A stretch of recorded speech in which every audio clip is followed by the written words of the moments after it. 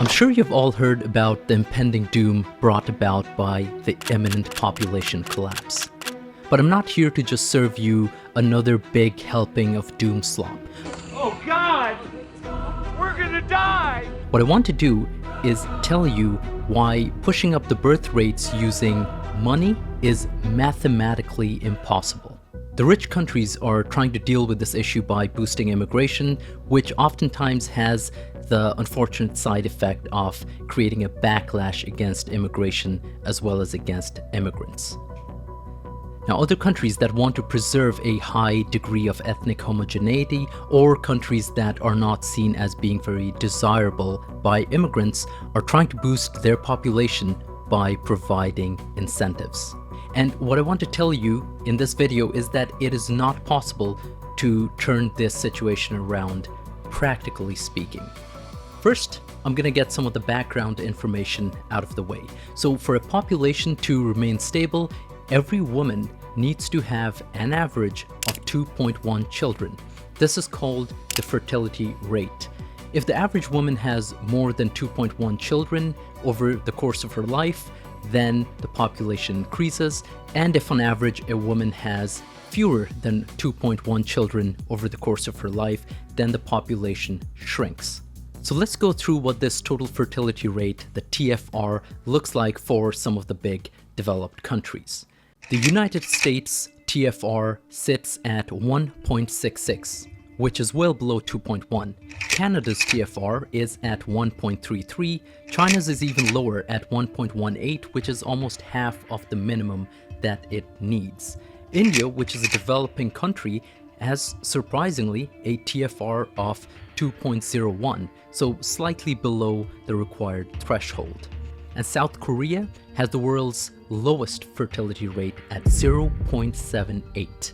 It is worth noting that the countries with the highest TFR are all generally concentrated in the continent of Africa. But we are talking about developed countries here. So why is the TFR so low, and why aren't people having enough children?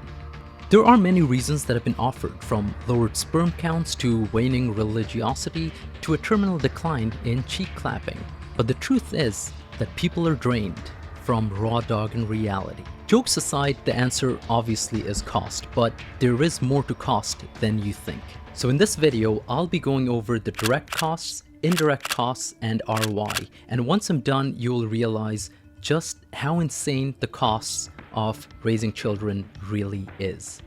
Let's start with what we understand, or what we think we understand: direct costs. We know the cost of raising kids is very high, but how high exactly is it? Well, looking at my home country of Canada, the Stats Canada website estimates the cost of raising a child with the following results. Raising one child can cost anywhere from $284,000 on the low end to almost $500,000 on the high end. Taking a midpoint of $360,000 and assuming you get a full Canada Child benefit of $7,787 per child, which I'll round up to $7,800 for 14 years, it'll cost you around $170,000. Now, why till the age of 14, you ask? Well, at the age of 14, something magical happens. In Ontario, the province where I live, at the age of 14, a child is legally allowed to work. In the good old days, kids as young as 5 could work as they pleased, from textile factories to iron smelts. Yippee, hooray! So let's assume, quite generously, that between the ages of 14 and 18, between the Canada Child benefit and the amount that the child is able to earn through part-time work, you as a parent do not need to spend anything out of pocket. And let's further assume that after the age of 18, your child magically becomes fully financially independent and is able to pay for his or her own way. These, I am sure you will agree, are very generous assumptions. So when all is said and done, you would have spent $170,000 per child, which actually is not too shabby. For the price of a down payment on a house, you could have a child. Not too bad. But here's the kicker. There are hidden costs that far outweigh the direct costs. First is the opportunity cost of the money that you spent raising your child. That $170,000 that you spent raising your child, if you had invested it, you would have $666,000 by the time you retired at the age of 65. So now the cost of raising one child is well over $500,000. Second is the negative impact that childbearing can have on a woman's career. Now, Canada tends to be pretty good about this sort of thing, and there are laws in place to prevent discrimination. Despite this, women, and particularly the women in high-earning professions, do suffer a penalty professionally and financially from having children. Maternity benefits do not even come close to replacing the earnings of high-income women.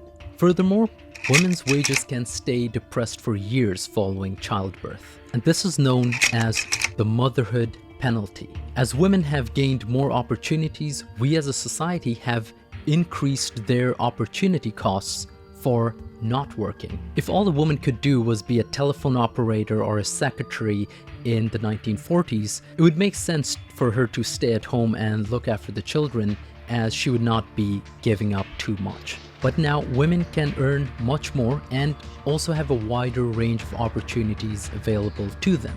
So they would be giving up much more simply by not working. And we can observe this clearly. There is a very clear negative correlation between women's employment opportunities and labor participation and fertility rates. Throughout history and across cultures, women have never had the opportunities that they enjoy today in developed nations. Consequently, the opportunity cost of not working has never been higher. And finally, the ROI of having children is lower. Now, this particular point is going to be more qualitative. Back in the day, if you're a farmer, having children to help out with the chores or even some of the farm work might have made sense. But in a closet-sized apartment in the city, children do not bring any immediate financial benefit. And with social mobility being far lower today than it has been in the past few decades, I suspect a lot of people no longer believe that their children will be living better lives than that of their parents. Furthermore, there is a risk that your son might grow up to be a trend-injecting social media degenerate, or your daughter might grow up to be a vacuous thought, posting pseudo-profound inspirational quotes on TikTok. There's always a risk. Look, I do not think people actually sit down and do the math and calculate the ROI of having kids. Let me know in the comments if you have actually pulled out a calculator and done the math. But I do believe that people are intuitively aware of the costs, and that is why we're seeing such low fertility rates in the West. Governments cannot even remotely offset the costs of having children. And when we see incentives such as $10,000, $20,000 or $30,000 being given out per child, all it does is induce people who would have had children anyways to have children a few years earlier. So can governments meaningfully increase the total fertility rate? Theoretically, yes. Perhaps by giving out an incentive of $100,000 per child, which by the time the person retires would turn into $500,000 or $600,000, that could meaningfully offset the costs. But practically speaking, governments are not going to pay you that much for having a child. The reason the parents of baby boomers had so many children was because the women stayed at home, and frankly, the women were not being paid fairly for the work they did to raise the children and manage the household. They were being underpaid. If you believe that having children is important for a society to sustain itself, then it makes sense that the people who make the sacrifices to have children and raise them are properly compensated, which is something we're not even close to doing. And as I've said before, I understand that this is not purely a quantitative exercise. Some people really want to have children, and that's perfectly fine. But for a lot of people, the decision to have children is very cost sensitive. In the short run, fewer children can certainly help grow an economy, particularly a developing one, with lower dependency ratios and higher consumption and production from women who are working and earning. And I suspect the reason why countries like South Korea and China were able to modernize so quickly may have had something to do with the fact that the women had few, if any, children. In the case of China, women were not allowed to have more than one child for decades. So when women sacrificed having children for a career, this resulted in more uninterrupted labor and lower dependency ratios, at least in the short term. But this is just an example of borrowing from the future. If you want to live better by borrowing from the future, you're gonna have to pay the piper eventually.